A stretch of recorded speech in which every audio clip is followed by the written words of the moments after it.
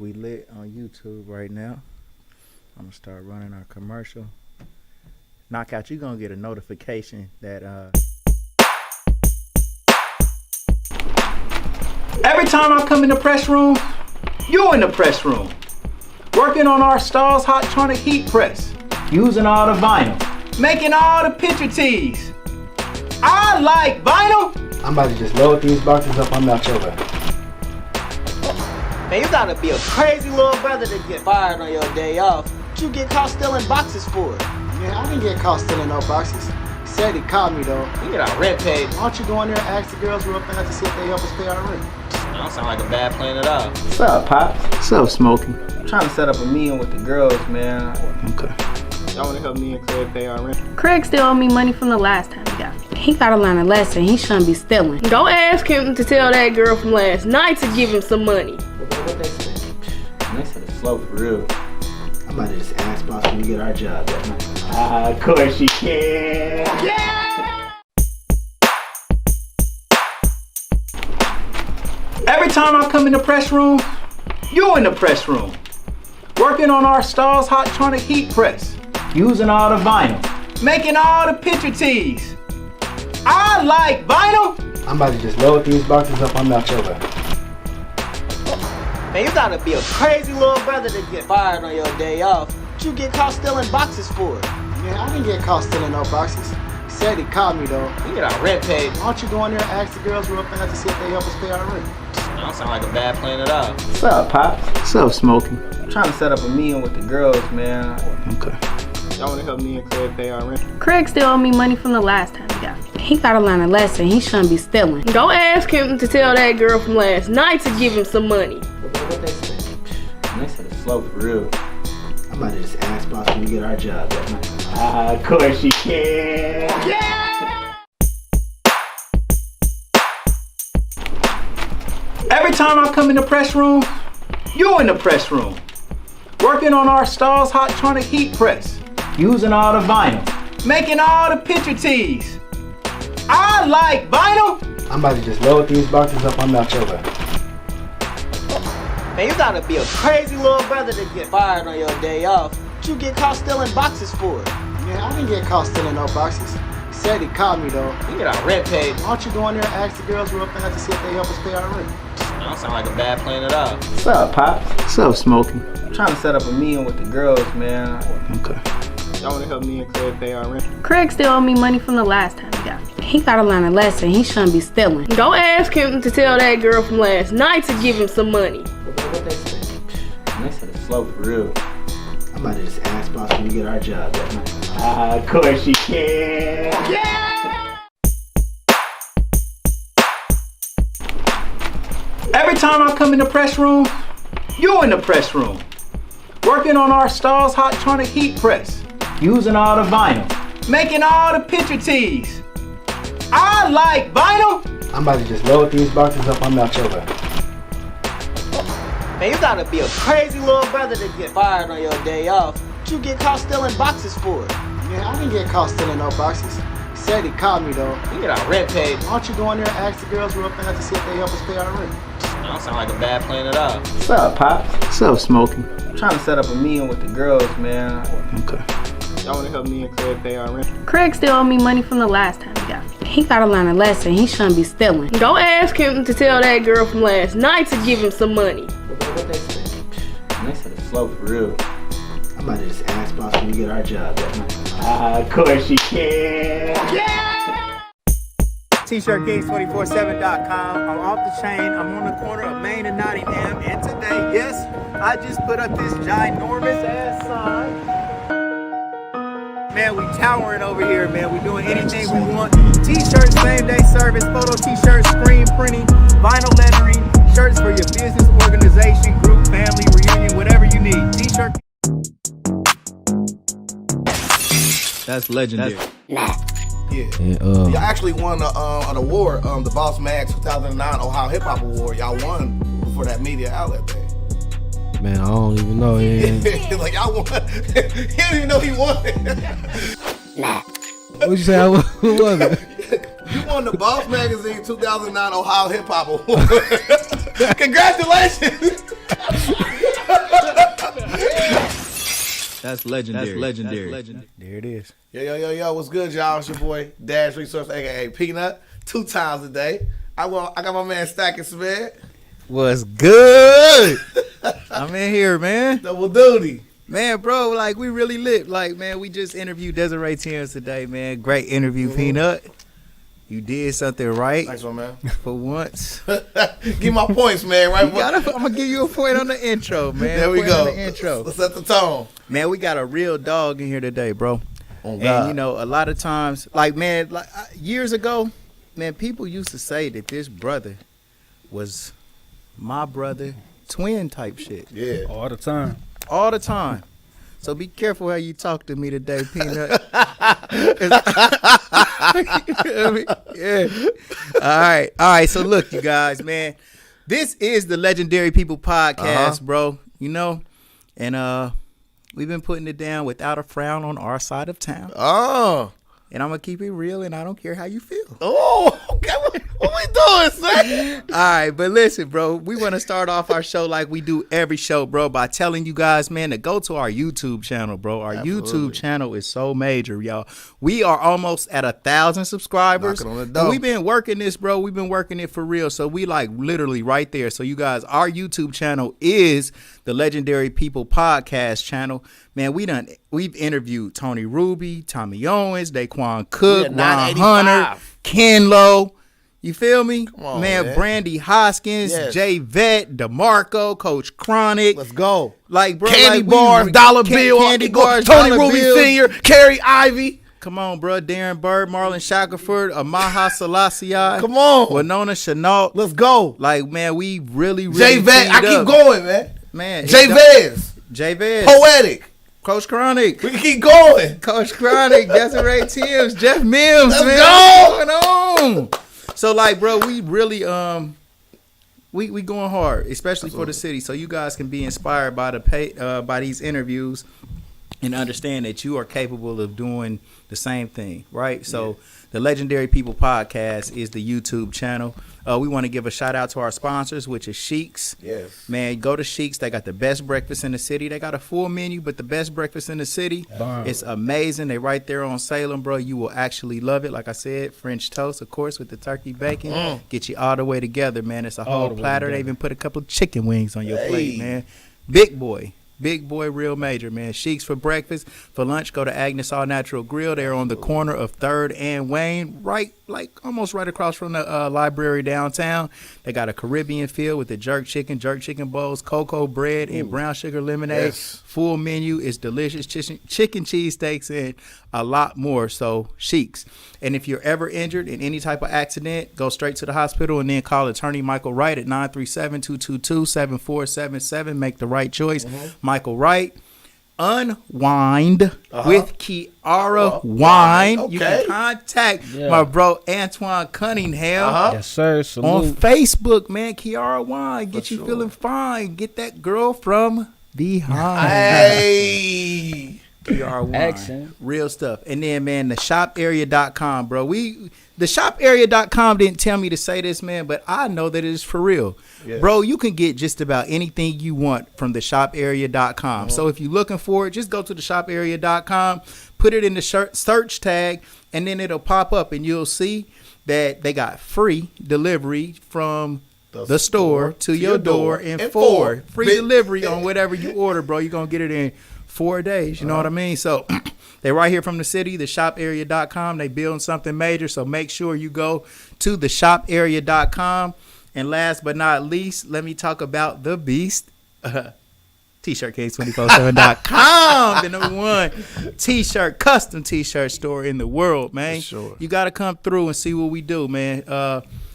You can order online or come to the shop. Open from 11 to 6 every day except for Sundays. Gold for your mouth. And then we got Camera Kings inside of T-shirt Kings where we take family pictures and pictures for anything that you need. So tshirtkings.com.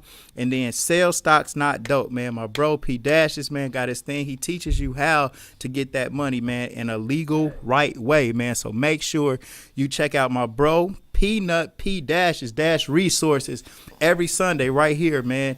on sales stocks, not dope. And without further ado, Man, listen. my brother P Dash Man, what's back good, to bro? you, bro. What's good? Man, you bodied that, bro. I ain't gonna lie, cuz you just bodied that, man. Yeah, Listen, thanks, bro. I know I say we got legends here, bro. Yeah. We got legends.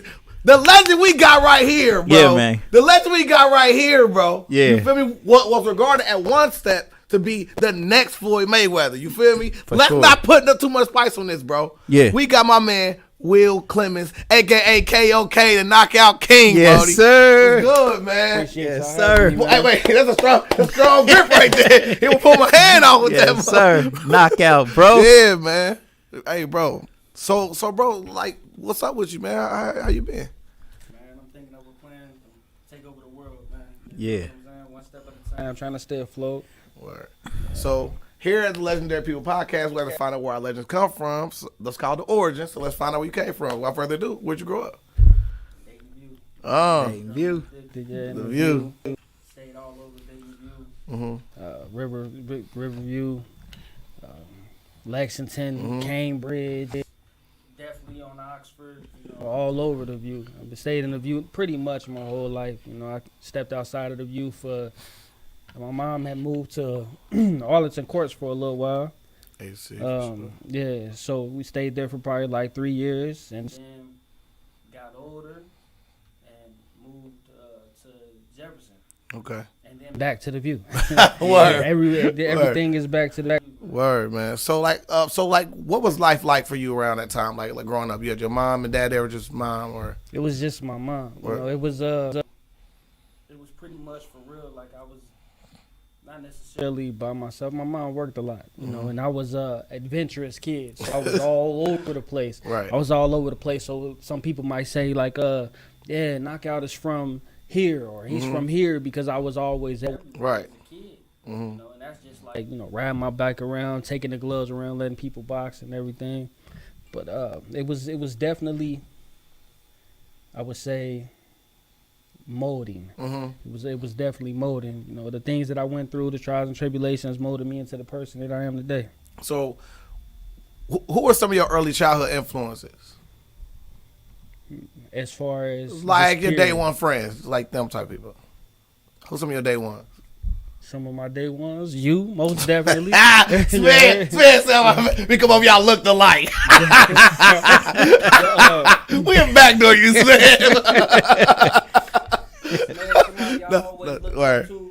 He's always done everything the right way, especially when it came down to business. He's always been a genuine guy, always excellent energy coming around. He always treats you as the king that you are, you know, Absolutely. king or Yeah, for queen, sure. whichever way. It's always excellent energy. You know, he's always guidance, always has great inspiration, everything. You know, so definitely, like I said, y'all, I've known y'all two extremely long time. You know, other friends that's been a key step in my life. My brother Mark Lee, salute. Mark Lee. Yeah. That's one of the realest people I ever met in my life, man.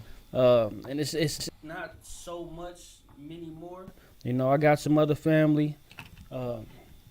Josh Boone. He's always Boom. Yeah, he's always helped My out bro. when in any situation. You know, if I got somebody. If I'm in a situation, I can call him. Or Yeah. we got into a lot of things together. Like Yeah. like example, Like it was one time we was playing, but it wasn't like we would go looking for trouble or Right. anything. You know, one time we was at Vandalia Rec playing basketball. You know, we come in, warming up, shooting shots, playing basketball. This dude, I don't know why he picked me. He come the biggest dude on the court. It ended up being a big fight. It was like 9 of them and like 6 of us, but all of us were small compared to them. Yeah. This dude so big, man. He come sneak me from behind. Boom. I don't know why he did that. I'm pretty sure he regretted though. He definitely regretted. I split him all the way open. I'm not supposed to fight, of course, but it's self-defense. He hit me. Yeah. He big. He didn't drop me, wobble me or nothing, but it was a big fight at Vandalia Rec. The police was over there. The dude I split open, it was them. They did this and this and that, but they started it. Yeah. Right. But needless to say, R6, which like I said was small, we wrecked them. Word. We told the court up. Knockout. All right, look, let's go back. Let's go back, bro. Okay. We want to check in with you. 5 years old, 6 years old, a young version of you. What was you doing, bro? What school was you going to when you first started out, and what type of kid was you? I was adventurous. I can't necessarily say I was definitely bad, talkative. Definitely, man. Schools I went to a school called Horseman Montessori. Yeah. In elementary. As far as middle school, I went to Wilbur Wright. High school, I went to Meadowdale, Charwood, and Colonel White. What? Yeah, so I had a situation where I got expelled from Meadowdale. So me too. What? I did. But when you was in elementary, did you play sports? You rap?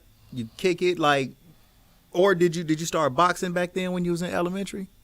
I started boxing when I was about 9, 10 years old. Okay. Yeah, I had an older cousin, rest in peace, Andre Sherrod. He was pretty much like lured me into boxing. I would see him training and everything, and it was just, I just loved it. I always loved to fight. That was just for some reason I was extremely aggressive. Yeah. But I was always extremely small with a big ass head though. Like I still ain't growing into my head yet. But yeah, that's what I always fighting. I would be. Before you started boxing, did you just get into fights in school? Yeah. Yeah. It wasn't even my fault. With me being small, people would try to bully me. I remember it was a bully. I beat him up too. He was 5'8" in elementary. Oh yeah. His name was Michael Beard. Man, dude would bully everybody, and I was terrified of him. Was you knockout? Yeah, he had me cornered though. I had no choice. Yeah. I had a lock in my hand. I was about to rock him. He what you need a lock for? I just threw it down and I started swinging. I didn't stop. Yeah. Didn't stop. He hit the ground. I still didn't stop. Yeah. Right. Y'all was the same age though. He was a little older. Yeah. He was a little older, yeah. And so when you got into a fight like that, somebody that you were afraid of, and then you was actually able to win that fight, did you start feeling confident that you could get into fights or even fight as a boxer or a sport at that time, or was you still just too young? Believe it or not, that was my very first fight. That was my very first fight. That you got into just period? Yep, ever. Okay. Ever. I got him good. I was confident from there. I wasn't, letting my nuts hang and then I wasn't trying to bully nobody. I've never had that in me. Yeah. Even, growing up in the amateurs and I would go to school and everything, I was never a bully. I've always been cool, always been humble. Yeah. Right. Anything that I got into was because I've always been well known. So and then people be like, knockout, and they will always hear about me. So when they hear these things about me and they see me and they see how small I am, they'll be want to try you. They'll be like, okay, if they saying this about me and I do something to him, what they gonna say about me? Right. Yeah. I mean, if they saying this about him, it was clout I chasing. Yeah. So people want to challenge you, man, Yes. based on to try to get a reputation off. Bro, I got a legendary quote in here where literally That's crazy. he's literally the first person to drop the addy online when somebody was talking like crazy. Yeah. You are the first person in the history of Facebook to drop the address and say, yo, we at this boxing gym, slide through.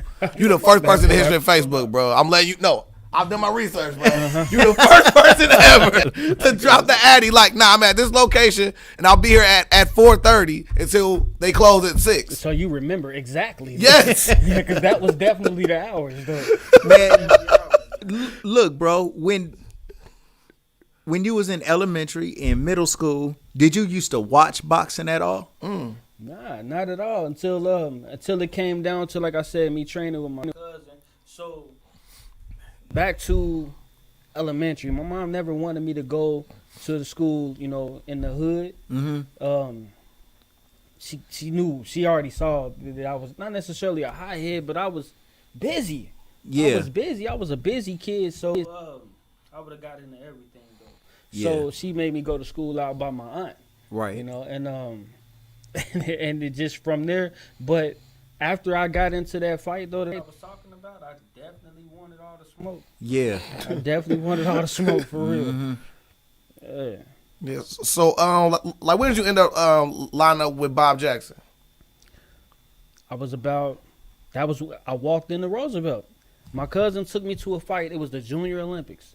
We walked into Roosevelt, and man, when I say I fell in love then, especially like when they're winning. I'm like, I can do this. Yeah. I can do that. You know, the kids will be my size. I'm like, smash them. You know, like just was my mentality. I mean, even now, it's worse now though. Yeah. I know what I'm capable of. So it's like when it comes down to if you Google me and all of that, it's real live want all the smoke. Like when it comes down to sparring, I don't care about how big a person is. Yeah. I don't care about the size. I've been in there with everybody. It's not. I have no fear in it because I'm confident in what I can do. I'm confident in my ability. Confident in my tools. Everything that I've been taught, everything that I'm capable of. Confident in it, fully confident in it. Right. Yeah. So, Bob Jackson actually gave you some real good advice on why you be a great fighter. You remember that? Definitely did. Everybody. He told me like the first day, like, yeah, you're gonna be a real good fighter. I'm like, yeah. Think so? He like, yeah, you're already ugly. You ain't got nothing to lose. You got a point. Already ugly. You ain't got nothing to lose. Like, and he would always, man, rest in peace, man. R.I.P. Gang. He was always I think he was like 70-something back then. Old man, to do like thousands of sit-ups, had the biggest, hardest stomach. Yeah. He tell me, punch me in the stomach. This is me then. Like this is when I first meet him. I'm hitting him in the stomach hard as I can. You punch like a sissy. Okay, well let me go rest because I just blew everything. And then a grown man came from the weight room. Came up there though. And he laughing at him like, you think you doing something to that bag? Like, yeah, he was like, you think you can hurt me? Feel my stomach. Felt his stomach. He said, punch me. Boom. He hit him just because he hit him, just touched his stomach. Like, he started laughing at him like, that's all you got? So he got harder and harder, and then he eventually was punching him hard as he could. What? 72 years old. Grown man from the weight room. I still remember. I don't remember dude's name, though. Yeah. And I remember everything, detail for detail, like my whole life. I'll never forget anything. But yeah, man, Coach Jackson, man, he's the one who equipped me with, it's called a fake jab hook. Like, I got a really good jab, so people will fear that it's coming. So I just turned it into a hook. Bing, bing, bing. I beat up a lot of people with that. I use that on a lot of people, man. So like, what's that dynamic like where, like, you in, you know what I'm saying, like, warrior camp, training like, you know what I'm saying, like your life depend on it, because, you know what I'm saying, like when you in that ring, your life do depend on it. Definitely. And then you go to a club, you see people out there that's out there like drunk fighting. They looking like, if one of y'all graze if I thought you touched my hair. just the thought. Yeah. It's been situations. Like, it's always situations. You know, people real live be thinking they can do stuff. Like, I hear a lot, you know, oh, you think you can do this because you're a boxer.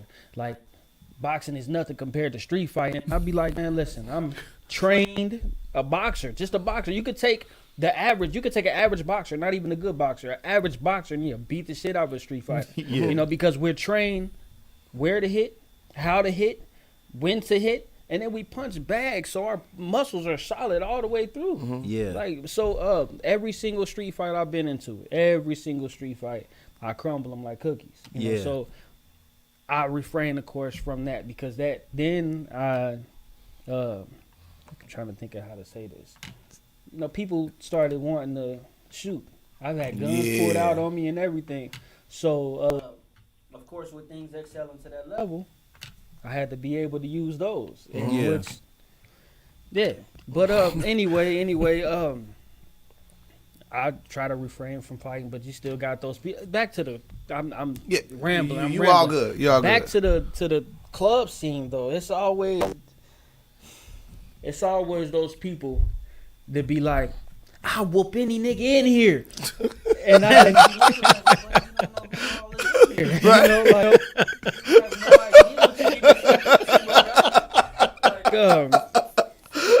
but I do look and I won't say nothing like, well, I'm in here. What's up? I never do that. I just look like, man, if this dude say something to me. Yeah. And I had a situation like that recently in Vegas. Happened to, like, not necessarily. It wasn't a. This happened to me in Vegas. Yeah.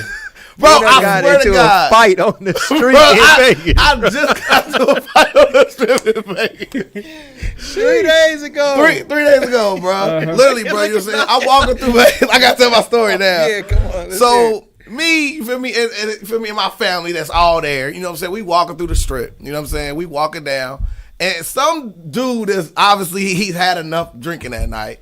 He's walking down the middle, and he bump into either me or like my cousin or something like that. And he's like, I'm like, bro, you good?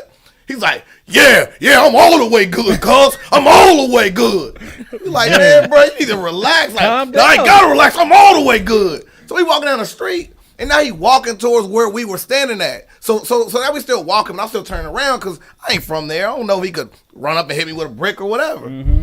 So I got my head on the swivel, and then kind of find out, like, you know what I'm saying, we ordering our Uber to go around the corner. Yeah. So we walk around the corner. I peek back around the corner, see him walking. He took his shirt off now. Oh, he don't know I'm good at planning, right? I did research on his ass. All right, you already made your first mistake. So my cousin had like walked up and was like yo. The moment I saw his shadow, bro, I came around the room with them foo fives, everything. Bro, I literally punched the nigga to the middle of the street, but he only got hit by a cop car. No lie, bro. I'll call my little nephew right now, bro. But anyway, yeah, man. People in Vegas be violating, bro, sometimes. You feel me? So and they violating the club. So I understand what you're saying about that. So what happened with your situation in there? Yeah. It wasn't even the club, though. It wasn't even a club. It was a situation like, okay, so I leave. So I got my own business. I do commercial cleaning or whatnot. So I leave from doing one of my jobs. Then I'm walking around to my car. I'm on my phone. This woman run up. Like, I'm like, yo, back up. Like, back up. Like, I slap shit out you. It's too much going on right now. Yeah. Man, and then dude come up like, he kind of big. He come up like, what'd he say? I said, I'm going to tell you like I told her, back the fuck up before I slap shit out you. Like, you going to get it, not her. And then he like, and it wasn't. What they running up on you for, bro?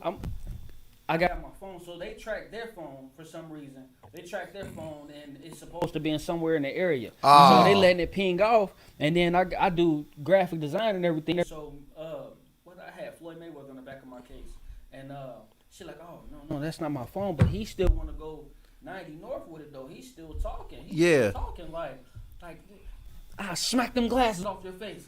I'm like, why do everybody say that? Like, why do everybody want to slap my glasses off my face? Excuse me. So I'm like, well, if that's what you want to do, then go ahead and handle your business. I don't know how you think that's gonna go. Not knowing who he talking to, bro. Like that. He got no idea. So he swing out. They go right past me. I'm like, oh, so that's what you want. This is what you want to do. He like, yeah.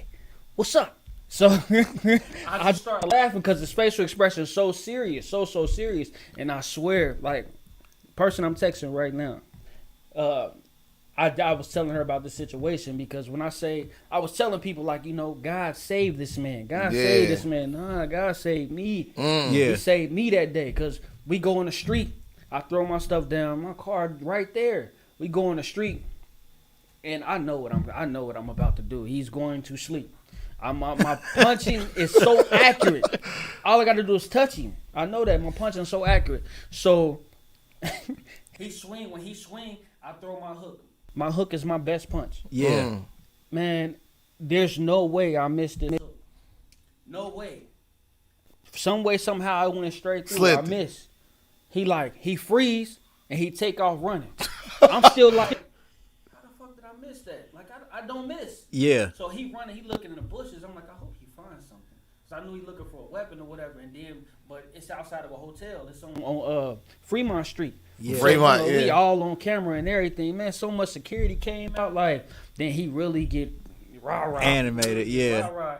So I'm calm, and I'm just looking at him like, yo, you do realize they saw us on camera. They saw you run from me. Yeah. You ran. You're a grown man. You ran. You got to look at yourself in the mirror like I really ran from this little nigga. Yeah. Like, but that was one of the situations. One of many situations. There's so many. But God really saved me because if I would have landed that punch, I would have killed that man. Yeah. Because I had some steam. I had that wispy on that motherfucker. That shoe. I swear I threw that motherfucker hard. But I was just frustrated. Like, bro, why would you want to slap my glasses off my face? That's Everybody crazy. tell me that. Like, but, So, bro, once you start, so about 9 years old, not going way back there, but you actually start boxing, or you start getting your taste of going to the boxing gym and start getting into. Do you start fighting competitive around that time?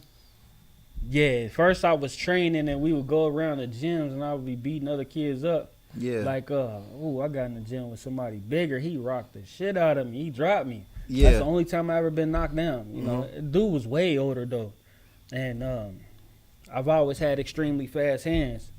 But I guess I was like too much because he was taking it easy, and then he just swings. Yeah. I get up. I remember I wasn't bleeding or nothing. My nose used to bleed easy. I wasn't bleeding, but I didn't want to get hit like that no more. When he hit me, like I heard it. Ding! Yeah. So from then I'm like, not gonna ever get hit like that again. So I started working on my defense. My defense is excellent now. Yeah. You know, but at that age, I started competing. I won. I lost my first fight. My very first fight, I fought a dude. He had about 70 fights. I really won, but I lost. Yeah. Gave it to him. You know, hometown decision. It was here in Dayton. It was here in Dayton, man. He was older too. They shouldn't have even let me fight him. But from there it was up. Yeah, I mean, that made me hungry. Yeah, because like your record from that point was 179 to 12. 179 wins, 12 losses. Yeah. Yep. When you fighting amateur boxing or competitive boxing, do they have an age restriction on how old you can fight up or down, or is it just strictly weight class? Nah, it's definitely age restrictions. Like I believe it's the Bantams are like 8, 9 years old. Then you fight 10 and 11. No, it's 11 and 12. It's 11 and 12. That's what I remember. 13 and 14 is the intermediate division. I definitely remember that. 15 and 16 is the senior division. But of course, you got to have more than 10 fights. Yeah. So once you get more than 10 fights, you can really fight anybody at that age, like on a national level. But then when you turn open, like I turned open when I was 16 because I was ready. Oh my God. Yeah. 16, you can fight grown men. Well, 17, you're supposed to fight grown men at 17. Yeah. You know, and then, but I had a lot of talent, you know, and I was in there knocking pros out since I was like 14. Yeah. But it comes down to like when I turned open, I knocked a guy out from I forget, his name was Richard Flores. Then I ended up fighting that same day. I gotta watch how I say this. Okay, that same day, it's a world champion, right? Well, he retired. No, I think he retired. He was a world champion. He got knocked out that same day that I knocked this dude out. I had to fight the dude that knocked him out. I was a kid though, and this dude was really knocking everybody out. He hit this dude. He was a southpaw named Brandon Bush from Cincinnati. Man, I was a kid fighting a grown man. Yeah. We went to war. Yeah. Like, we had the whole venue up, but he hit me with a body shot. He hit me with a body shot, and my speed has always been my advantage. Always been my advantage. Like I can punch, but my speed has really been my advantage. But in the midst of me throwing these punches, he a southpaw. He go down to the body. He was real live body snatcher then. You know, he go down to the body. He moved a hook to the body. Boom, the bell ring. I go back to the corner. I'm like, I'm fit. You know, I'm good. And I stand up, and this motherfucker right here fluttering like, brrr. I'm like, I can't let him touch that spot no more. I can't let him touch that no more because I might shit on myself. Like so, I come out like right. I know that I can't let him touch me to the body. I hit him with a 2, bing, bing. He eat him. He go back down to the body. Why would you do that? Why? Why would you go down and swing at my body again? He landed. I grab him, but I lost that fight. I lost the fight. It was in the national Golden Gloves. No, that was the regional Golden Gloves. I lost that fight, and I fought him again. And I was so ready. I fought him in Cincinnati. We fought at his gym, Witten Terrace. We fought at his gym, man. When I say it went up, yeah, I was definitely ready. I was in a whole complete different mode because I had just lost to him. But that was actually part of what molded me, like my hunger. Yeah. My how can I say, like kill mode. Yeah. Like before that, like how much did you put into like the fight mentally before that? Because it sounds like, I mean, you just had the talent and, you know what I'm saying, like the instincts, but mentality-wise, it seemed like maybe you wasn't there yet. What did you add to your arsenal at that point? Well, what's really, really hurt me in my career, this is what hurt me because I know what I'm capable of. So I don't train hard because I know I'm confident in my talent level. Like, I really don't train hard, but lately I've been, well, I ain't gonna say lately because I'm fat as hell right now. I ain't been in the gym because I've been working on this other project. And I'm opening up a gym for the kids, and as soon as I find a venue, that's definitely what I'm gonna be doing. You know, but like I said, my talent take me a long way. Like I go to training camps with these world champions out of shape, and I do my thing. I do my right hand to God. Like whoever watching, they can definitely see this been in these camps with me. Like Juan Thompson. Yeah, Juan Thompson. He definitely. Juan Thompson. He was one of the ones that I came up with, man. Came up with in the amateurs, man. Well, he was always older. Right. He was always older. He was real good, southpaw. So I saw let me go to commercial real quick. You guys, hold on. We're going to be right back, man. Stay rocking with us real quick, man. Shout out to Quaita May, man, on YouTube, bro. She definitely go crazy for us, bro. Big time. Commercial real quick. We'll be right back. Every time I come in the press room, you in the press room. Working on our Stars Hot Tonic Heat Press. Using all the vinyl. Making all the picture tees. I like vinyl. I'm about to just load these boxes up on out your way. Man, you gotta be a crazy little brother to get fired on your day off. What you get caught stealing boxes for? Man, I didn't get caught stealing no boxes. He said he caught me though. You get our rent paid. Why don't you go in there and ask the girls real fast to see if they help us pay our rent? Don't sound like a bad plan at all. What's up, Pops? What's up, Smokey? I'm trying to set up a meeting with the girls, man. Okay. Y'all wanna help me and Craig pay our rent? Craig still owe me money from the last time he got me. He gotta learn a lesson. He shouldn't be stealing. Go ask him to tell that girl from last night to give him some money. What they said? They said it's slow for real. I'm about to just ask boss when we get our job that night. Of course you can. Yeah! Yes, sir, man. We back, man. The Legendary People Podcast, you guys. Make sure, if y'all watching right now, man, please go to our YouTube channel. The YouTube channel is in the description of this video. So go over there, man. Like and subscribe. Ring the bell notification. Make sure that you subscribe, bro, because we close to getting that bag. You feel me? As you can see, man, I'm wearing a good old thing that says champion.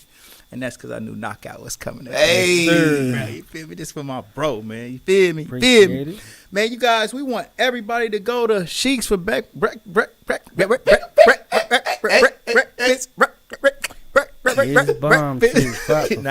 Man, Shiekhs for breakfast, bro. I swear on my life, bro. It's real good. Absolutely. As my brother Shaq would say, it's real good. Yeah, man. Shaq's Shiekhs for breakfast. Damn.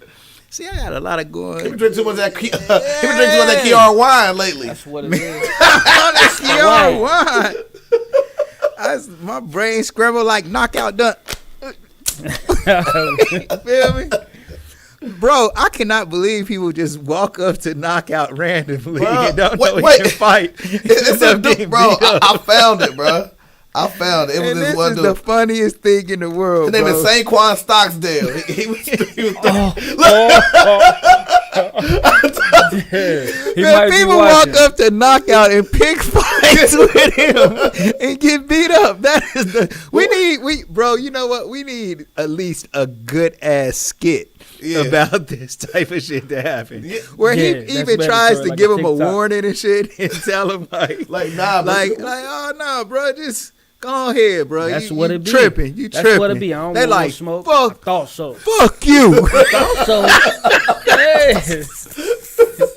And get dealt with. That is and the screen that's fanned off funny. and come back. He got all his boxing gloves on, with hair taped up and everything. Mad as hell. Man, you like, are an fuck me, huh? idiot. You done picked the fight with a damn professional boxer, bro. Looking crazy, bro. Yeah. Look, Shiekhs for breakfast, Agnes All Natural Grill for lunch. If you ever get injured, call attorney Michael Wright. Man, make the right choice. 937-222-7477. Man, when you ready to unwind, got you a little something special. You feel me? Pop a bottle of that Kiara Wine. You feel me? Get her in the mood. Little peach. Juicy. What is passing? Pleasure Peach. Pleasure Peach. Yeah. Oh, yeah. That's my joint right there. Pleasure Peach, man. Get her all the way ready, man. Kiara Wine. And last but not least, the shoparea.com, man. Baby Amazon. Yes, sir. From the store to your door in 4. If you want something, just go to the shoparea.com. Search whatever you're looking for. It's going to pop up. She going to send it right to you. It's real major, bro. Something major. Like, she big time. T-shirt Kings. Gold for your mouth. Camera Kings. Dash Resources. Sell stocks, not dope. Get the book free on Amazon, Peanut. Free on Amazon. Still free, man. Man, keep trying to talk me out of it. So I better get it for, free. I'm telling you, bro. You better get that book quick because we're going to start knowledge selling is it. power, man. Sure. Yeah. I mean, it's buy the truth and sell it not. Yeah. Okay. So, man, we got Knockout in the building, bro. He's telling us the best stories ever. I swear to we God. like real lit, for real, man. And it was something else that I wanted to say, but I can't think of it right now, so I'll just interject it in the middle of the conversation and blow it. But Peanut, my bro, back to you, bro. Man, Let's get it poppin'. so we talk about your preparation, and you were saying that, like, you really don't put too much into the, like the training part of it. But how hard is it to cut weight or like to make weight? Great question. But it just depends on the body, like a person's body. For me in particular, like I'm extremely fat right now. I'm big right now. But you see me in 2 weeks, then it's gonna be a different story. You'll be like, you're not the same person. What did you do? Yeah. But I guess I got high metabolism. I always sweat a whole lot too. So I drink a whole lot of water. Yeah, he done finished water already. Yeah, some people I actually want another. Yeah. How much weight could you lose in a month, bro? In a month? Yeah. I've lost. I don't be telling people about my weight. I was 195 pounds. Before, and then in that next month, I was 156. Damn. 156. Definitely drinking a whole lot of water, low carbs, no fried foods, no sugar, no bread. Yeah. Definitely no soda. It's just all water. Water. All water. And I would replace bread with, like example, I love tacos. So instead of, and I cook too. So instead of, when it comes to Taco Tuesdays, I would make zucchini boats instead of just, with the taco shells and the cheese and all of that. Yeah. Man, and but like I said, it depends on the person's body. Some people lose weight fast, but people like to cheat. I'm people. Right. I love food. I love food, so I could have lost that weight sooner. Yeah. But I love food. I love snacks. I love cookies and cakes. Yeah. And I be cheating. Yeah. So, but then you working out too while you drinking your water, and while you cutting back on that food. I mean, cutting back on the foods that you love. You're also in the gym working out, getting your sweat and stuff. Road work, like I do. It's just like before my last fight. Mentioning my last fight, I had to fight at a bigger weight, so that I could be able to get an opponent, because everybody was pulling out. Yeah. And then when I saw my first two opponents pull out, I'm like, the person who I fought, his opponent had pulled out, and I said, I guarantee they're gonna ask me to fight this person, and they did. And I'm like, hell yeah. Yeah. I definitely want that fight. Yeah. And it's on YouTube. You know, that's my only draw. I'm undefeated with a draw. Yeah. And I'm not gonna say anybody else's opinion because I don't know many people's opinion. They say I won hands down. Yeah. I believe I won hands down. I gave that man 1 round. Like I scored the fight, gave him 1 round.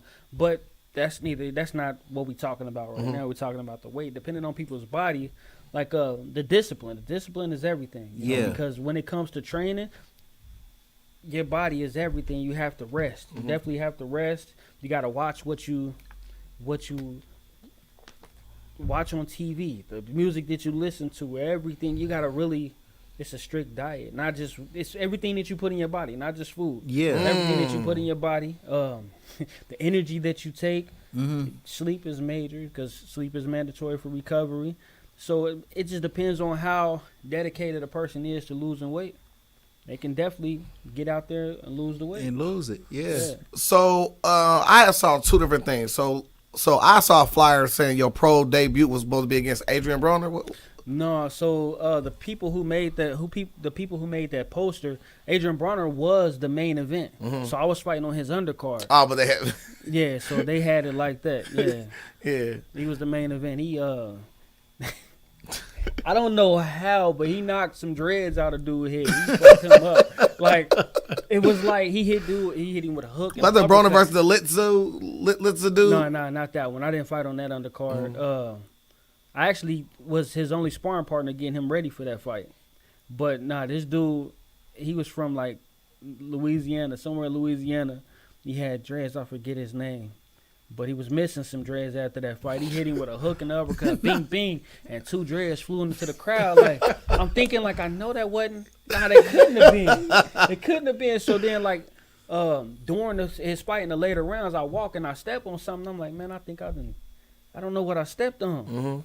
Like so, I look down. It's a dread for real. Like wow, damn. They really, man.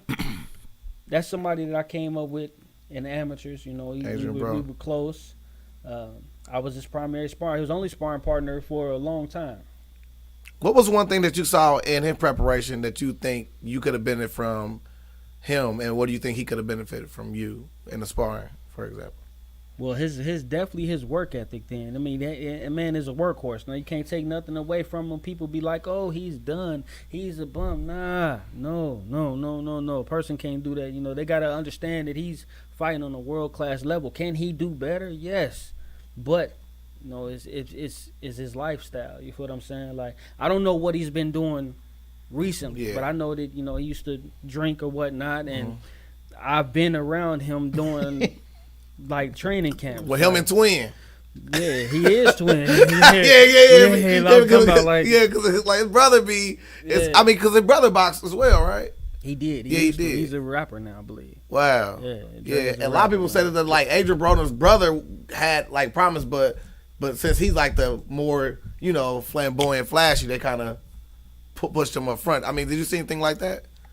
It was always together. Like always winning together. Like you talking about from kids, little, they were bad than the motherfucker. Yeah, I'm talking about, and don't have no dice around, man.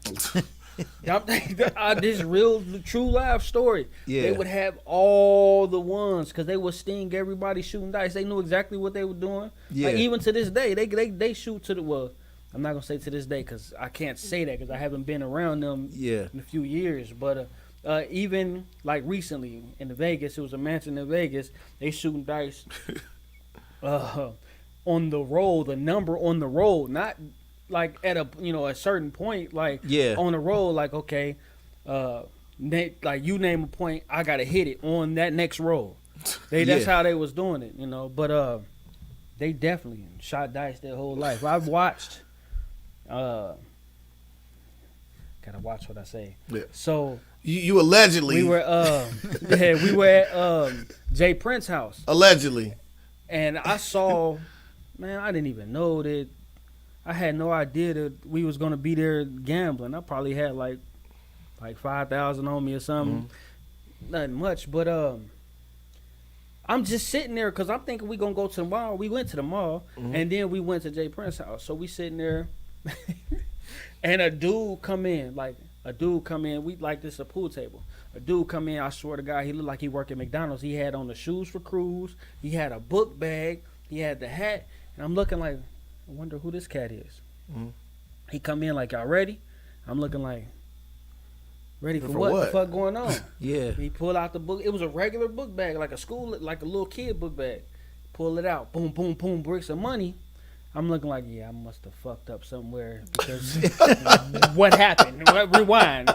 So, Day Prince come out the back with the dice, man, and they get to it, man. It was fun. For the first few hours. It was fun. I'm not going to speak on the amount they were shooting, but, man, this dude Twin, man, he's snapping the skin off his fingers. They shooting so long, I fall asleep. We go over there like 6 p.m. I fall asleep probably 11. I just doze off. Come back up, they still shooting. They shooting at like 7 in the morning. I'm like, you know what? I'm going home. Yeah. Fuck this. I'm going home. But he's always known what to do with them dice. I've seen him on the crap table in Vegas. Yeah, get it popping. Yeah. What was that like moving from I mean, I know we skipped a lot of your life, but I mean, we're getting to the precipice of a lot of it. What was it like moving from Dayton to Vegas?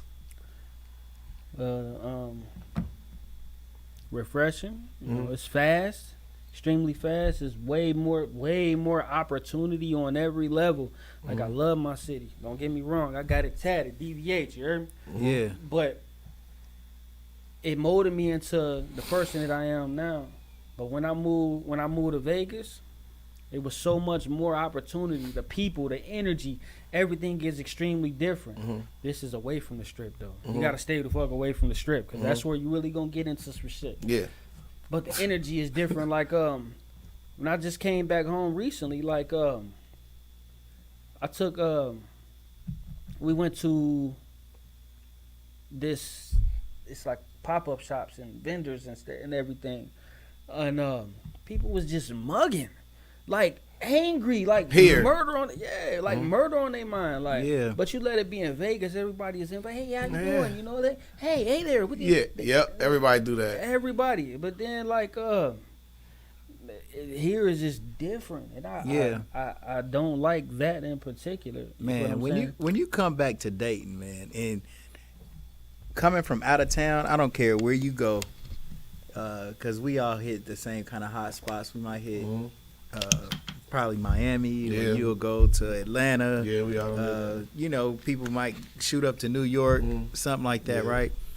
But when you get back to Dayton, bro, it seems like it's always about to rain, damn. Like a dark cloud, bro. Gloomy. Bro, dark cloud. Bro. It's literally dark. Depressing. The whole time you was talking, I want to say dark cloud. Then yeah. He said dark cloud. And I said gloomy. Yeah, but it's almost always like that when you come. And the next thing that happens is you come home to these bare streets.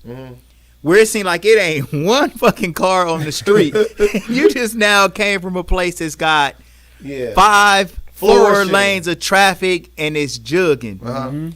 And Dayton, don't get me wrong, I think that it is kind of a good place to buy a house, because of the land here is cheap. I think that you can manage and kind of have a family here and stuff like that. It might be good for that. But just some of the attitude that you got to deal with, where people are just so seemingly upset and mad about either where they work, mad about what they doing, or something. I don't know. But man, I'm telling you, bro, I just went to Memphis, and the same thing I just told you is what Knockout just said. Bro, I went to Walgreens, bro. The lady that was working at Walgreens was damn near enthusiastic about just checking us out. She like, hey, what's up with y'all? It was the illustration and example of Southern hospitality and just all out just love and enthusiasm. Yeah. Man, Dayton, boy, motherfucker get dry with you real quick, man, about whatever it is. Man. So here with the people that that's working here at the shop, man, I really encourage them, man, to show the right type of love towards the customers that come in, especially pleasant. people that's going through a loss. They done lost somebody. They God. come to get a shirt made from us. Like, Never bro, we know what the ain't next gonna person is going goddamn through. Yeah. start acting like they getting on our nerves so we can get back to our Facebook. We don't feel like making they shit. You know what I'm saying? I mean, I know this ain't about us, but I'm just kind of piggybacking off of what Knockout talking about. Like, I know what you mean, bro, about coming to Dayton and people had this fucked up ass attitude. Like we gotta be happy, man. You feel me? Definitely. You know, man, pick that shit up. If you can become happy, then more happiness will come. Like, however you are, that's your vibration, and you are attracting more of that to yourself. So you have to train your brain how to think, bro. When you get them negative, fucked up attitude thoughts, or you feel like you about to have a bad day, you need to reverse those thoughts in your mind and think of the direct opposite and fucking stick with that thought. I don't care if you gotta imagine good things happening to you. You definitely need to train your brain to think positive. And then some of these ill feelings of how you feel and think that bad things are gonna happen will start turning themselves around, man. Facts. All right, yeah. Peanut, back to you. So we did skip one other of the you know said like the OGs that helped you out, which was Ron Daniels. Did you speak about? Yeah, man, that's the greatest man to do it, man. He's the reason why he equipped me with the tools that I go in here and I'm able to handle myself with these legendary world champions. You know, Yeah. Ron Daniels, man, that's he really escalated my game to where it's at, you know. And like I look back, I got with him when I was a kid, so he's the reason why I was knocking out other pros as a kid. Right. I was a kid, still in the amateur, still literally knocking out pros, and he's always taking me like he got so many stories from even whether it's just sparring, because I've always been like that to get in with a bigger dude with no problem. Like last time we talked, which I had to call him, man. I gotta call him. Word. We talked about how I'm so fearless because it was one time we had a heavyweight. It was another heavyweight. We went somewhere far, and this heavyweight knocked our heavyweight out up under the ropes. They kept saying, right hand loaded. Bing, and he caught him boom, and he stiff, rolled under the ropes. So I'm looking like, oh, nah, we ain't going out like that. Nah. So I got in there. Dude, at least 100 pounds bigger than me. They kept saying right hand loaded. My defense too good, though. I let him throw the right hand. Now I ship off to the side and hit him with that boom, bang, bop, bop, bop, bop, bop, bop, Bop, bop, doo, bop, bop, bop, bamboo. exactly that. Yeah. Though. Copyright Hit him that, with that man. heat. Yes, So sir. they, in their mind, they thinking like all he got to do is land this right hand loaded. Man, I lit his ass up. Yeah. Was lighting him up. It was blood everywhere. They ended up stopping it. And I've always had that mentality, though, like confident in my skills, confident in my ability. I don't care what the next person got. Oh, he hits this hard. Like when I went to camp with Triple G, the world's the hardest hitting middleweight in middleweight history. I didn't even go in shape. I left from. I didn't go in shape at all. Yeah. I went from a wedding. Mark Lee got married. Yeah, man. Mark Lee just came in. He did? Yeah. Yeah. Yesterday. Was it yesterday? I think yesterday. And came and got a couple of shirts made for Halloween for the twins. Yeah. Okay. So, man, I was toasted at his wedding. Like, I was... Anyway, like I got the call, so I went straight from the wedding to Big Bear training camp. Yeah. And I was so out of shape, but it's different when you actually box. And I was so out of shape, they had me go, through the house carrying my bags up the steps. When I got to the top of the steps, I was because the air's so thin. That's where they really in shape at.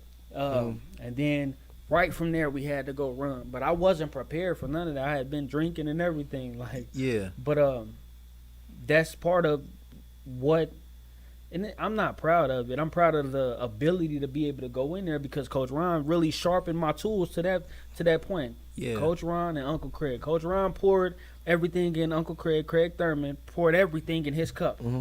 And Uncle Craig always he's a perfectionist. So he just went and tightened up everything to the best of his ability and work on it and putting it on because Coach Ron can't train anymore. He's older. Right. But them two together got me to where I'm able to just go in there with whoever and do whatever I want to. Like they be like, why you don't try to hurt these people? Like I don't be in there playing with them. I still be working on things, but I don't be trying to knock them out. And then I try to knock one person out, and that was when I participated in the circus. I joined the circus, man. What?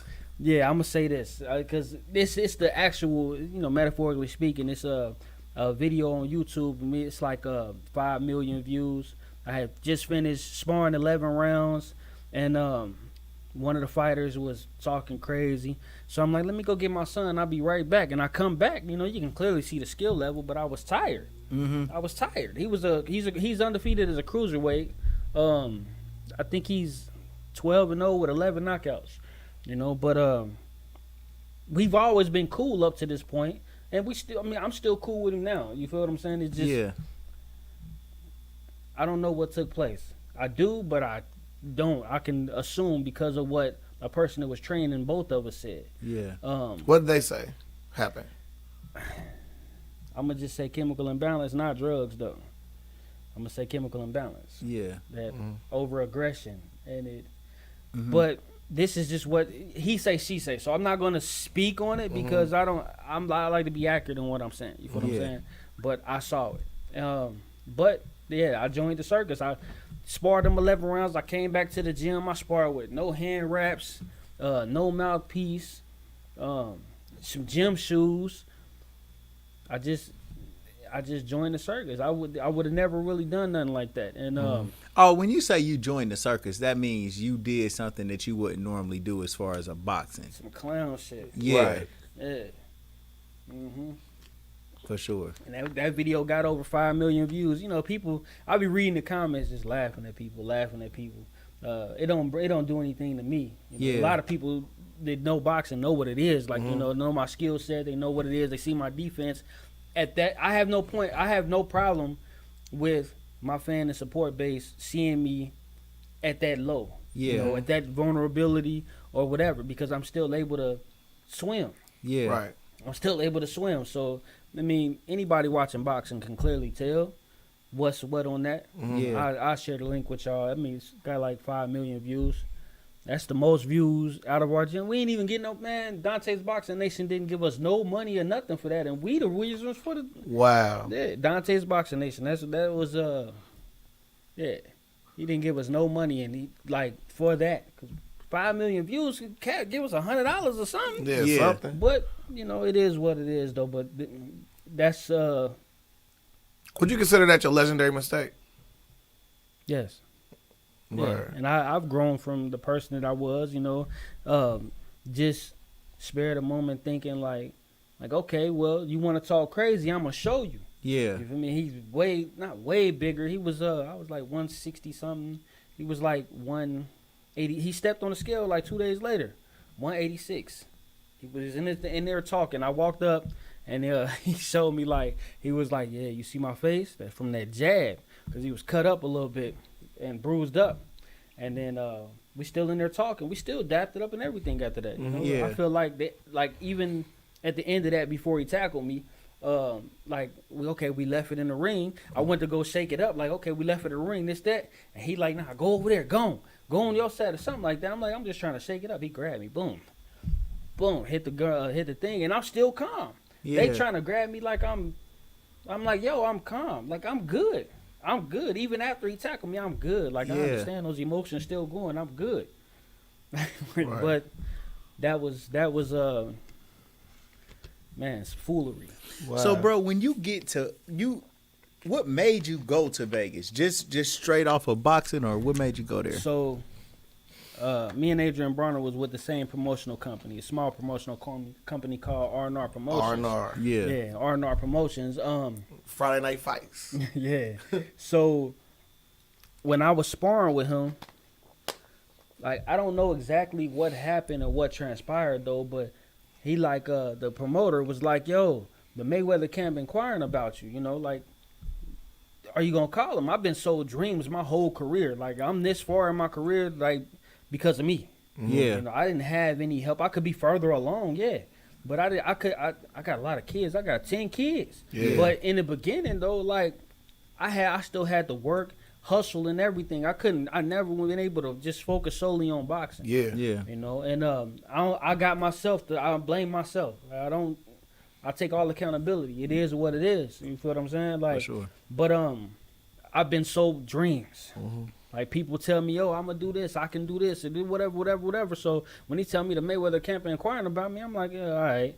Like, give me a number. All right, I call. Then they asking me 3 days in a row, like, yo, what you gonna do? I'm like, all right, give them my number. They call. Yeah. I took the money that I had at the time. I mean, everybody know what I used to do. Took the street money that I had at the time, and I took off. You feel what I'm saying? Like, and it was up from there. Yeah. It was up from there. I ended up, first person he put me in the ring with, it was one of the Cubans. So he's got what Mayweather has out there is pretty just like a boxing team. Is that what it is, or how does it work? He has people that sign, and there's people that goes to the gym. Mm-hmm. There's people that goes to the gym, like most of them, Facebook and Instagram. You see them in the gym. Mm-hmm. I'm doing this. I'm doing that. You know, I'm in the Mayweather gym. Them people really can't fight. Yeah. You know, and there's some people that you see that it's like professional, that you will see on the camera, but they really can't fight. Mm-hmm. Yeah. Like, it's a lot of them. They really get in there. Some of them won't spar the other pros. Like for instance, like, how do you feel about like Jake Paul and them, for example? I salute them for being able to. The situation is all right, so I mean, like, how do you feel about you putting all this work and training? that's exactly where I was getting to. All the time and sweat equity that you All put of into that there, and then just because I'm more popular than you, I get to jump over your head to get Mayweather. It'd be more so like I've been busting my ass, blood, sweat, and tears for years. You know, I got an extended amateur background. 170, everybody, 170 something. national championships and all of that. You know, and You had we 7 belts at one time. yeah, nine. 9 belts at one time. Yeah. Yeah. Look at Yeah. Yep. 9 belts. I used to take them to school with me. That's that's another sweet story as I was fuck, gonna bro. tell. Yeah. This situation about the. Yeah. I'm gonna come back to that, but The Jake Paul. we bust our ass like blood, sweat, and tears, and we lucky to see, like, especially at this stage in our career. Let's say about 5-6 fights. You know, we're lucky to see $10,000-$20,000 Yeah. paydays. You feel me? What I'm saying? Like, you lucky to see that in one fight. You know, these motherfuckers come out and make $600,000 and they can't even fight. Right. Like Jake Paul, he's like, like I said, I commend him though, because like he's doing what he needs to do to be able to provide for his family, whatever the case may be. Yeah. But the people who's putting boxing, bringing boxing to this, to where they can make that kind of money. Yeah, I'm gonna say I'm not jealous of him. I hate the fact that he can come in and can't even fight and make that kind of money. Yeah. And I can fight my ass off. I ain't never seen a $600,000 payday. Yeah. But you can come in here and fight another nobody. Another and get a YouTuber. another YouTuber. Yeah. Man, I will fuck him and his brother. They can watch. I will fuck with him and his brother up in the same day. Are you saying you gonna fuck Jake Paul? Right. Listen, man. You gonna what's the other brother's name? Man, we want to set up the motherfucking knockout and Jake Paul Right fight now. right motherfucking now. Right Let's now. do it. Okay, wait, not right now, because I'm right now. I ain't even threw a punch. Cavalier. Fuck that, but I swear on everything. I'm talking. When I say man, him and his brother, like, yeah, I'm a little bigger than Floyd. You feel what I'm saying? But Floyd is actually he had fun. Yeah, he's older. He ain't really take training that tough or whatever. Like when I was sparring with Floyd and he's getting ready for these world title fights, you knew he was getting ready for a world title fight. Man, what's it like being in the ring with Floyd Mayweather, bro? It's amazing, man. It's definitely amazing experience of a lifetime. Like I remember watching him like on TV, rooting for me and my little brother. Yeah. Like watching him, and like, oh my God, we got it. You see this move and all of that, and then next thing you know, like I'm able to be in the ring with him. Like, excuse me, one of the epic moments was the time I did 28 minutes straight with him. 28 minutes straight, no water, no rest. And of course, there was a situation with two other fighters. Yeah. You know, a lawsuit with two other fighters. But we're able to, we're grown men, we can make the decision, but would it been a gym full of egos? They like, nah, I'm not stopping. You know, like, so that brought a lawsuit on some other stuff because Floyd gave him ample opportunity to, yo, you can quit now. You can quit now. No, I'm not a quitter. I'm not a quitter. But in a particular situation with me and Floyd, though, it was, man, I loved it, though. I loved it. It was all adrenaline and experience. That experience had excelled my game by far. Right. Because the speed that I'm extremely fast. Like I always say that. Yeah. But with him being fast plus that experience, he was stealing. Air, wind, all of that. He was stabbing me. I'm going thinking that's everything. Nah. Yeah. He made me place my punches and not waste punches and be smarter, make smarter decisions. Because when me doing all that, he's stabbing. Like that little shit right there, that take a lot out of you.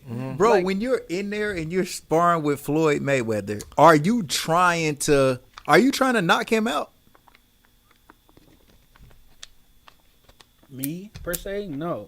Yeah. Because I don't want to, me being smart, I don't want to swing and he don't be there. And then he hit me. Right. That motherfucker can punch. People be saying Floyd can't punch. No, it's not that he can't punch. He choose not to punch because of his hands. That motherfucker can punch. He was knocking people out in sparring. Yeah. You know, with 14-ounce gloves, 16-ounce gloves. Right. When somebody is in the ring, all right, so let's, not necessarily you, but does the champ want you to try to knock them out in order for them to get ready and be as alert as possible, or do they want you to just like dial it back? Well, when you dial it back, or like let's take football for example. Yeah, you can't really hit the quarterback in football. He wants you to go. They can see every possible angle. You know, as far as like every field of adversity when they're in that world title fight. So people like, oh, Floyd does this to he chooses his sparring partners. He's not even the one that chooses his sparring partners. Right. You know, he chooses who he want to work with, like as far as a particular day. And they be like, I'd be like the smallest one for real. Yeah. Like, but like he'll pick somebody that's close to the style of the fighter he's gonna be fighting next. He say all styles are the same. Like when I first sparred Floyd with said all styles are the same. Yeah, that's what he said. He said all that's legendary. Put on the t-shirt, Smith. Yes, all styles the same. He said, I done seen them all styles the same. So like for the first Madonna camp, you know, I have been in camps with him previously prior to that, but I'm trying to I'm good at imitating. So I try to imitate Madonna. He like, nah. Just fight your regular way. You know, all styles the same regardless. It don't matter. So I'm like, okay. You know, so I went to my regular style. You know what I'm saying? Like, but man, that man is just he's like a big brother. I really commend his mind. You know, he's definitely a teacher. Definitely. Give us a good old Floyd story, bro. Yeah. Good old Floyd story. Outside the ring. There's so many. I can give him, he would be popping up on me a whole lot. Like I would be just random places, not random places. Like let's say I'm on a strip. He'll pop up. One namely, man, free my homie Milo, man. Free. we was I would tell him it's exactly what I'm telling y'all. Like, yeah, Floyd be popping up on me like out of nowhere. Like, he be like, man, you lying, man. So we just walking on the strip. We coming from Terrence Crawford fight. Yeah. Walking on the strip. My Lord, he went to Meadowdale. Myron, what's his last name? Barry, man? No, that's his dad's last name. What the fuck is his last name? That's not. Shout out to him. Shout out to him. Yeah. So we walking on the strip. Let's say it's me in the comment section. How about that? Yeah. So he locked up. Damn. Man. Yeah, free, bro. My bad. Yeah. We walking on the strip coming from the Terrence Crawford fight, and I'm telling him like, he like, man, you lying, man. Like you lying for real. And then all of a sudden we hear hunk. I ain't have my glasses on, so when I look, I just see shining. I see shining. He's like, nigga, that's Floyd right there. Like, he ain't never seen Floyd before, and that's what he wanted to do. Like, he really pulled up. Like, you just seen his chain, though. Like, me not having glasses, you just see his chain. It's glitter. It's going crazy. Man, them diamonds was dancing. You hear me? Like, so, we speak. I had just fought, too.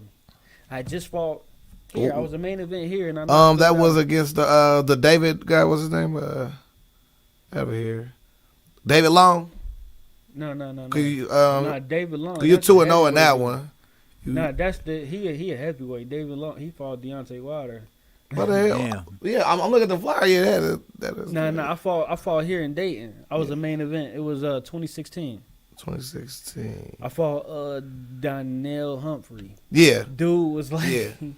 But I had just fought him, knocked him out in 54 seconds. He came like, my name Donnell. I'm your opponent. I came to do something to you. I was like, oh, okay, that's what's up. But I was telling Floyd about that or whatnot, man, because I haven't been in the gym there because I had been here in the city. I finished camp here in the city. Yeah. And then I fought and went back to Vegas. So I was telling him about that. Milo was just there, just like, man. Major. Yeah. Major move, man. I brought a lot of people to... Not just from Dayton, though. A lot of my people, I feel like when I'm in position to win, I try to put everybody in position to win. But I had to find out the hard way. Everybody ain't meant to be winners, man. Right. Everybody ain't meant to be winners. It's out of all the people that I brought to Vegas, it's one of them winning right now. Yeah. It's one of them, And shout out to Mike Nabes, you know what I mean? That's my that's my cousin, bro. Yeah. That's for real, my cousin. Like. My dad is Rex Neighbors. Okay. You know what I'm saying? Like, his brother is my dad's brother. Yeah, for sure. God, yeah. So, but it's funny because I ran into him in Vegas last time I went, and it was like random. Like, bro, I started crying and everything, bro. Like, I was so happy to see. But so like we asked Daquan Cook the same question. So like when you go make that leap of faith as an athlete, do you feel some type of unwanted? I mean, like some type of pressure to put on for the city more than like just. It's not so much as. In my behalf, it's not so much as pressure as I know that I can do this. I know that I can do this. I'm going to do this by all means. And it's more so, for my kids at the same time. Yeah, I'm a rep my city because I was born and raised. You know what I'm saying? I'm a rep to the fullest. So everywhere, every interview, you hear me, every interview, no matter what it is, Dayton, Ohio. I rep the whole Dayton. You know what I mean? Of course, everybody know I'm from Dayton View, DVH. But of course I rep Dayton within itself. You know what I mean? Yeah. I can't just go. I rep Dayton as a whole. Everywhere I go, I say it in every interview. So it's not so much as pressure. Because truth be told, I'm literally a legend here. Absolutely. Literally, like man, I've done so much, good and bad. I take it, but definitely good, more good than bad. And I love the fact to be able to be like, to hear it like, from Dayton, Ohio. And of course I changed my name from my boxing name. Everybody gonna always know me as Knockout. Yeah. My boxing name is Simply Amazing Will Clemons. So when they be like, from Dayton, Ohio, Simply Amazing Will Clemons, that do something to me. Yeah. It do something to me, like, and I love it, man. I wouldn't have it no other way. So who's the best trainer out of Jeff, Roger, or Floyd? Who's the best trainer, in your opinion? Roger. Roger? Yeah. Like, why they got three different styles. Roger is more so punches and bunches. And, of course, timing. Rest in peace to the Black Mamba. Original Black Mamba, not Kobe. Yeah. You know, rest in peace, Kobe. Love Kobe. Matter of fact, speaking of Kobe, shout out to Aaron Harrison. He got my my next boxing outfit together. It's Kobe, Black Mamba, Mamba mentality. That's so hard. It's gonna be dope. It's well, it is dope. Yeah. But yeah though, man, he everything that his whole mentality, his whole approach, even on boxing, he make you do shit like, well, he made you do stuff like he had a way for everything, the way he talked and everything. And this motherfucker don't want to fight you. Like, you know, they're just training with him. It was excellent. Like, he can't do shit. The motherfucker can't fight. Yeah, man. He definitely the best. And then Floyd Sr. Jeff, that's my guy. I love Jeff too. He's funny. Yeah. Jeff is the funny one.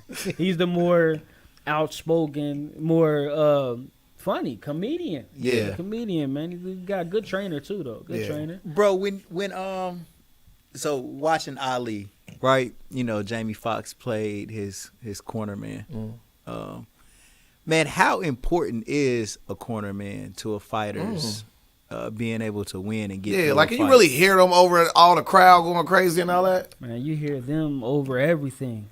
Like, you hear them before anything. They don't even have to yell. Like, some of them go out of control and yell. But if they're experienced, they can bring you through the fight as long as they're experienced. Like, I see too many of those people that be like, you got to knock him out. But don't tell them, they fighter, how to knock him out. Right. Like, how is that possible? Right. You know, like, you can't say you got to knock him out, but not tell your fighter how to get to him. So when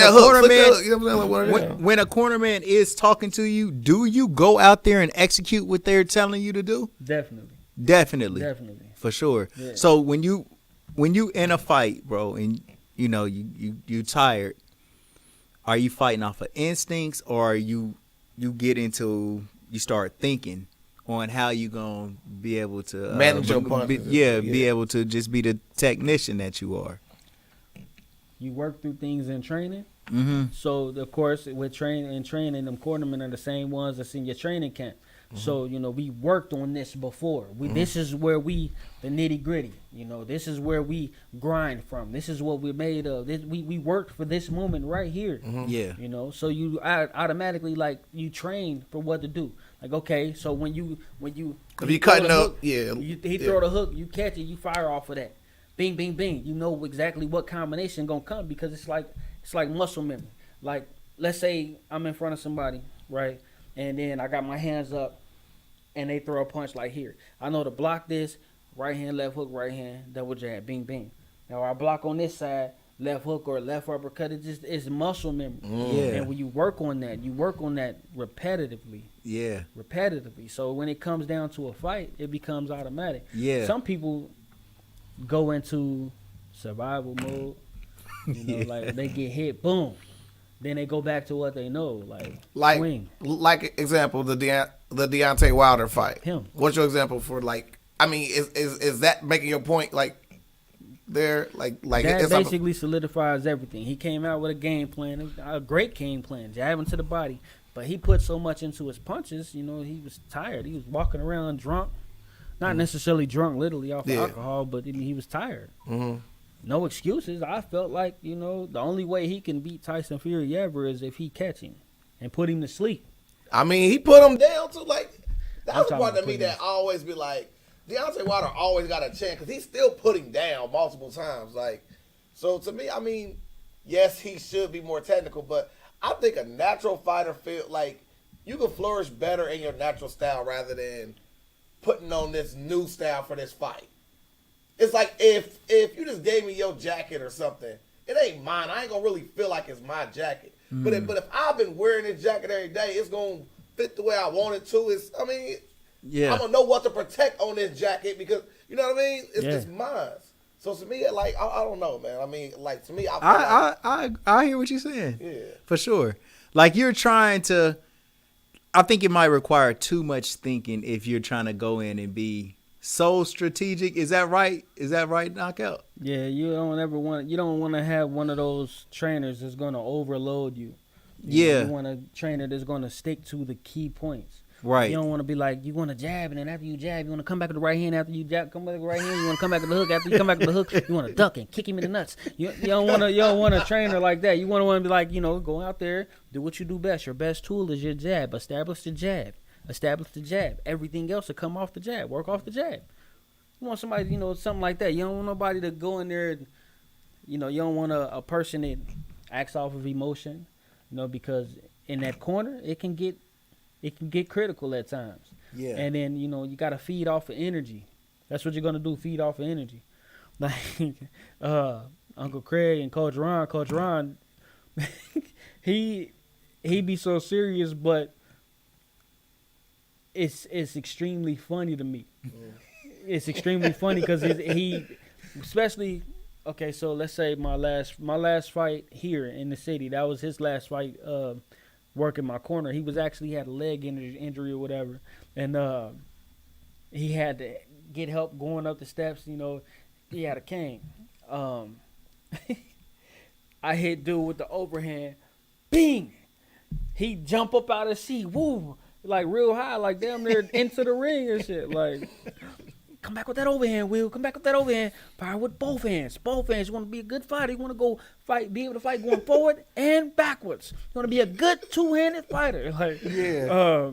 He always is.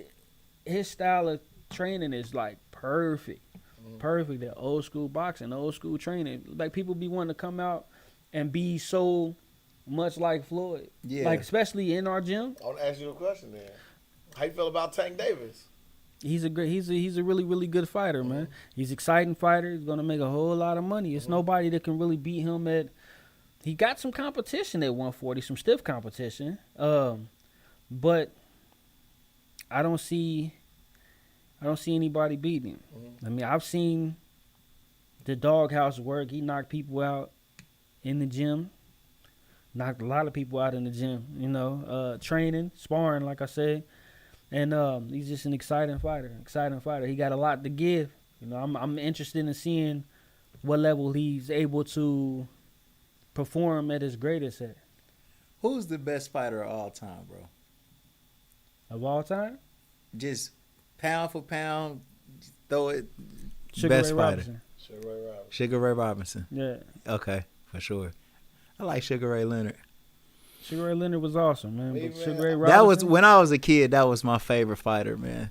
To me, I like Tyson, man. I like Tyson too.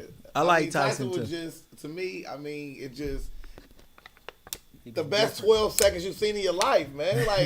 Like if you went to get the popcorn for your mom and dad, come back, the dude already knocked out. Like, yeah, it's just like the nostalgia around that. You know what I'm saying? Just gathering around for that type of stuff, man. So I got a couple more questions before we wrap up. Anything. So the SMS audio deal, was that just a hat, or did you get a sponsorship through SMS? Nah. So when 50 was in the gym, he was always extremely cool, extremely smart. Great conversation. I was never with SMS. He was supposed to actually be with the money team, with CMT. But he ended up branching off and doing his own thing, SMS Promotions, with SMS Audio, with the headphones and everything. But he was with Floyd all the time. Right. How are they? They got into a little beef though, didn't they? How are their interactions behind, like when ain't no cameras around? Like, how are the interactions? Is it like big brother, little brother, or is it like funny? Everything is funny. Everything they do stuff like definitely gambling, not just regular gambling though. Yeah, let's say it's a shoot, like let's say it's a trash can right there. Like they did on Paid in Full. Yeah, that type like stuff like that. It was always like big kids. Yeah, but as far as when he came with he opened his own gym and everything. Like I was never with him. He gave me a hat and a shirt one day walking into the gym. When the first time he seen me spar, seen me work, was when Floyd had put me in there with one of the Cubans. I scorched him in one round. I don't even remember dude's name. I definitely scorched him in one round. I got some of your sparring partners. You got Ish Smith. Ishe, yeah. Ish Smith. Jay Leon Love. Yeah. Dante Strayhorn. Dante Strayhorn was signed with 50 in the beginning. Mm-hmm. I don't know, what happened with that. Dante Strayhorn, I came up with the amateurs with him. Also with Adrian Bronner and Andre and a whole lot of other people. Brandon Bennett from Cincinnati, William Jackson. We all came up going everywhere in the amateurs fighting. Yuri Gamboa? I never boxed with Gamboa before, but the other Cubans that I sparred with, they was there with Gamboa. Yeah. So out of that group of like the sparring class that like y'all came up, who do you think was the nicest, excluding yourself? As far as sparring?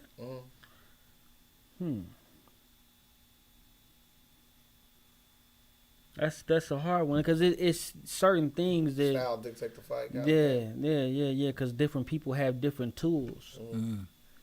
But as far as the best sparring that I've had, they wasn't world champions. My little brother. Chris Pearson. Chris Pearson. Yeah. Word. Shout out to Chris Pearson and another bro. Jeff Kemp. Yeah. Jeff Kemp. And speaking of, I'm saying, like you spoke about earlier, I don't know if that was off camera, you were saying like people were more or less scared about the hands.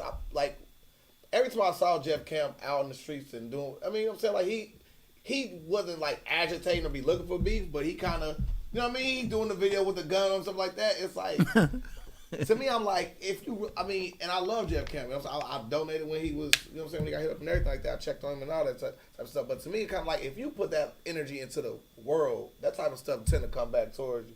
And it seems like you just want to take care of your family and put on for the city, you know what I'm saying? But then again, it's like, to me, it's like your boxing is going to be more legacy than anything. Man, I really don't. It's okay. So at the point that I'm at right now, a world title is not too far. I'm considered to be older in boxing. But my thing is the finances. I got 10 kids. I really do got 10 kids. I don't know. I remember I remember being like, I want 10 kids, but I was playing, and then I look up and I got 10 kids. What we say about them words, Smith? Man, manifestation. Yeah. We said it at the same time. Yeah. Vision Act makes you a truck.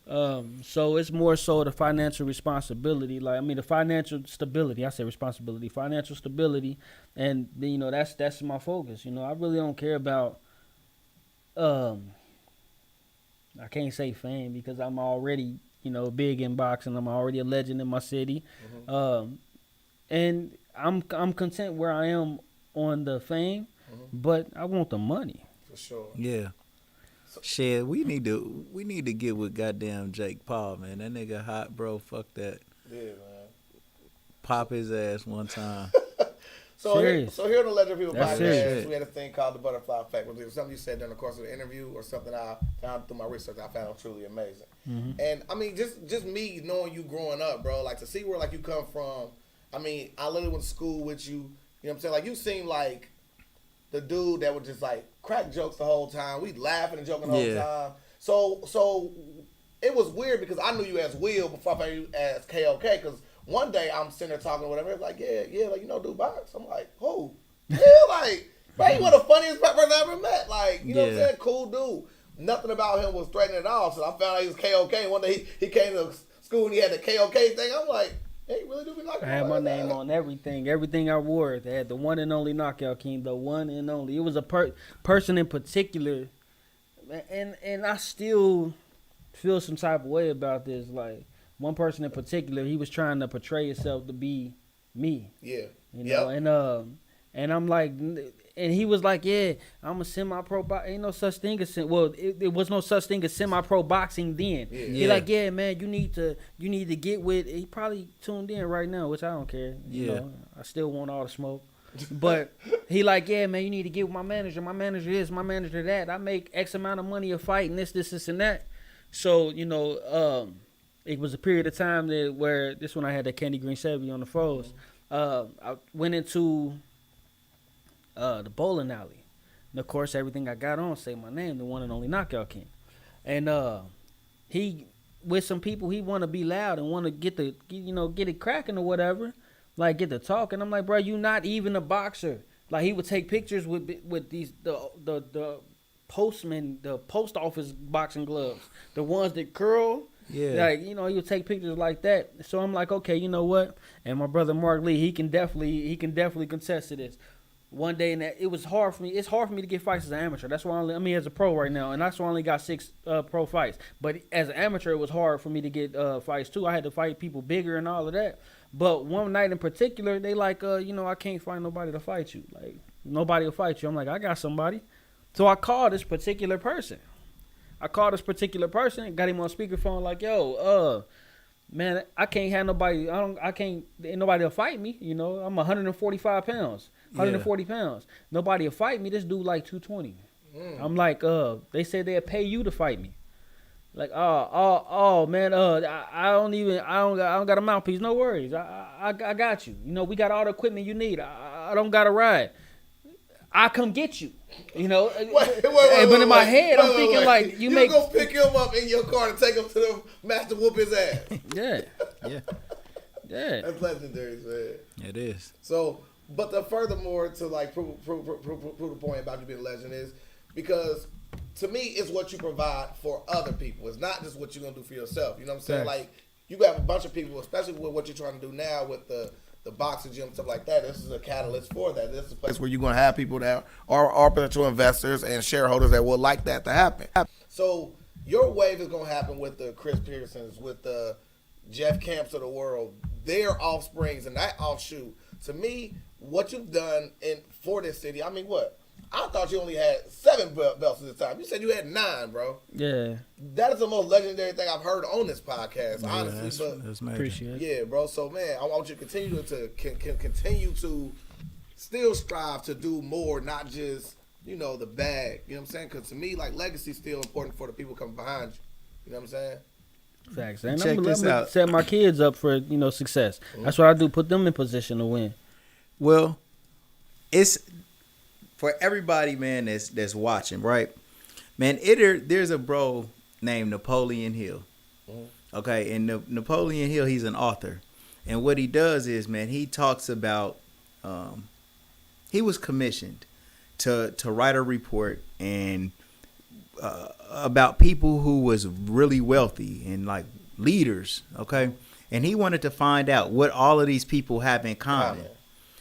And so this is pretty much where this manifestation theory is all coming from Napoleon Hill's research. He interviewed Andrew Carnegie. And then, Andrew Carnegie commissioned him to go and interview all of these different people to figure out what all they got in common. Well, no, it's not that. It's not that. But what I'm saying is, the bros that we bring in here, bro, who we're calling this Legendary People podcast, so we bringing these people on here for a reason, right? Absolutely. And when I sit and I listen to all of them talk, all of them barely mention shit that's so major, bro. We damn near have to get them to give us the details on things that are so cool, bro. Right. Dayton, as much as I said that shit about I'm getting tired of the attitudes and shit here, bro, we produce some world-class kings, bro. Yes. Facts. And queens. Yeah. That are number one in their field. Like, you can be the champion of the world like fucking this, bro. Yeah. And I would take an opportunity. All it take it because you like right there. Like, bro, you are in the ring sparring with Floyd Mayweather, whereas you have to be great to even do that shit. Yeah. Facts. Like 9 belts. Like, bro, you really are doing some amazing things, bro. And it all comes from these humble beginnings. These beginnings that we like, damn, he did that. Like, bro, you said so many different things that we can just chop up and put as like 1-minute videos on our Instagram for the cool things that you done, bro. And it's just all done in this genius way. Like, man, great people who don't necessarily admit it. You feel me? Like, I don't even know if you know how great you are. Right. Because I think that it comes so natural to you, bro. You know what I'm saying? Appreciate I mean, it. before you ever had any formal training, You done beat up the biggest bully in your class. You see? And this didn't have shit to do with boxing, but it had a lot to do with your heart. You know? Man, I really, really love it, bro. And I wanted to ask you this during the interview. You so damn funny. You like for real shit. Though, like in another world, like you probably damn near actor, comedian type shit. Bro. Where bro, you got and it's just all just natural as fuck. Tell you, that's how I met him. I'm like, Will, like, he the funniest dude like here, like man, real shit, bro. But nah, that nigga Pitbull, he knocked your ass out. Well, you probably just you in the ring, man, just as a straight surgeon. But then you also laughing at the shit that's actually happening. Like you said, your damn liver was fluttering and shit. Was like, man, you know, bro. Man, I'm so thankful, bro, for you to come on the show with us, though, bro. You know what I'm saying? I'm thankful for y'all having me. Man, all day, bro, man. Realizing that I am truly, a legend. Yeah, for sure, man. Yeah, real shit. I mean, y'all knew me for 20 plus years. Yeah. So y'all know how I am outside of the limelight or the celeb life or whatever the case may be. Y'all for know sure. That it's me. It's no faking, no pretending, and ain't none of that. Man, that shit major as hell, bro. Let me shout out these sponsors one time. Peanut, we gonna come to you, and then Knockout, we want you to take us out with some cool words of wisdom and inspiration. Go to Shiekhs for breakfast, bro. They got the best breakfast in the city, bro. I put that on everything I love, everything I got, and everything that I'm going to get. Hey. I put that on the things I'm going to get. Hey. Never heard nobody say no shit like that. That's true. Going crazy for 2 weeks on these bars. Bro, Sheiks for breakfast, man, got the best breakfast in the city, man. I actually love their breakfast, man. And we want you to go to Agnes All Natural Grill for lunch. They got a good Caribbean flavor. It's something different, man. You can even take your little Boonopolis down to Agnes All Natural Grill. That one out of 1990. Yes, I did, man. I had that motherfucker in my back pocket, bro. Pulled it out tonight. Hey. And then if you ever get injured, what I've been doing lately, bro, is riding around with a riding around with a neck brace. Riding